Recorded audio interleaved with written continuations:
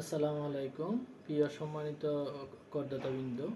আজকে আপনাদের সামনে উপস্থিত হয়েছি একটা বিষয় সচেতন করার জন্য। বিষয়টা হচ্ছে, ধরুন গত বছর আপনার আয় ছিল, এই বছর আয় নেই। এক্ষেত্রে কি আপনার রিটার্ন দাখিল করতে হবে কিনা? তবে আমার পরামর্শ হচ্ছে, অবশ্যই আপনাকে রিটার্ন দাখিল করতে হবে। যদি আপনি রিটার্ন দাখিল না করেন, আপনার যে ট্যাক্সের যে সুযোগ সুবিধাগুলো ছিল, বিশেষ করে যে ট্যাক্স এক্সেম্পটেড, ওইটা পাবেন না। কিংবা আপনার যে বিনিয়োগের ফলে যে রিয়াতগুলো পাইতেন, ওইগুলো সুযোগ সুবিধাগুলো পাবেন না পরবর্তীতে যদি দাখিল করেন। এবং আপনাকে অবশ্যই জরিমানা গুনতে হবে, এবং এনবিআর আপনাকে চাইলে চিঠিও দিতে পারে।